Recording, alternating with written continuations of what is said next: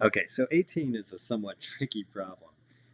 In the problem, they tell you that kg, this segment right here, this chord right here, is equal.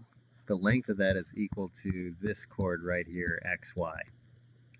So that actually means that the arcs that they carve out are going to be congruent. We already learned that property. It also means that the distance from the center would have to be the same, because if I rotated kg around, it would eventually fall right on top of xy, and so this oj part would fall right on top of the ho part. So oj right here is 5. Okay. Oh, in fact, that's one of the sides we need. Okay. Let's see. What can we do? We need the lengths of some various things like the radius. So I don't have any radii drawn in this picture yet, so let me try drawing one in. How about this one? Now the reason I chose that is because if I draw this angle in, notice that the arc is 60, so this central angle right here has to be 60. Okay? And I know a side of this triangle, XHO, is 5. And this is perpendicular, so that's got a right angle right there. So let me draw that by itself. Right angle. This is 60. The base is 5. Now you could use trig if you want. This is a radius, by the way. XO is a radius. This is XO. This is H. Okay.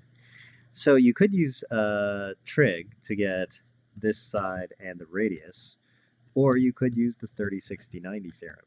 So if I draw another 30, 60, 90 triangle right here, the sides are 1, root 3, and 2.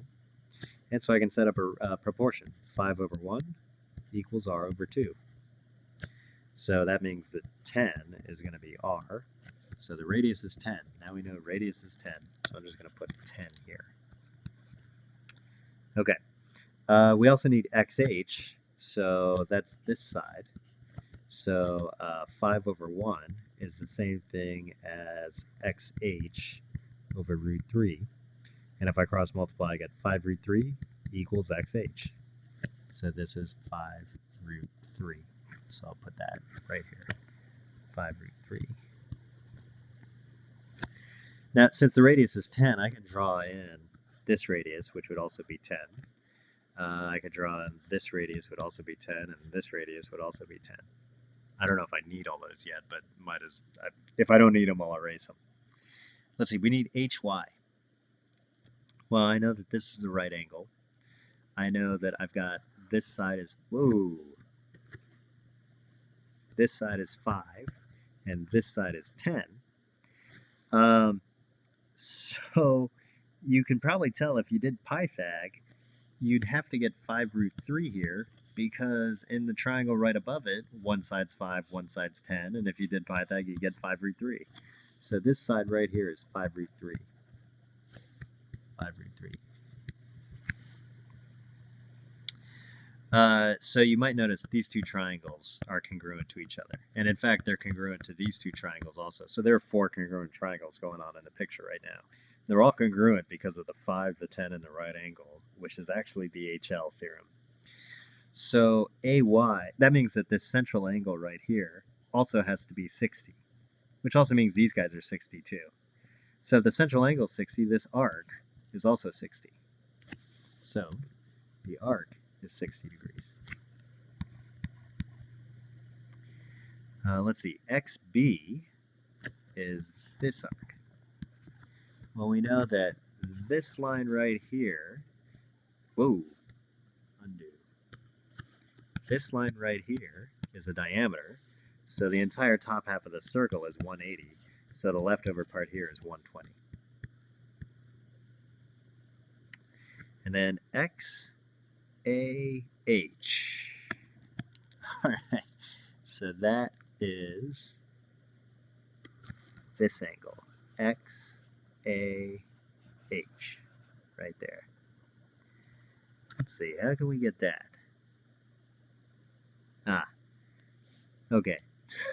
Man, this is a tough problem. So the radius is 10, right? Which means this whole thing at the bottom here is 10. Since this side is 5, this side is 5. So now we've got 10 and 10. And notice it's 5, 5 root 3 in a right angle, just like this one's 5, 5 root 3 in a right angle. And if we did Pythag, we get 10 right here. So we've got 10 here, 10 here, 10 here. That means that triangle is equilateral. So all angles have to be 60.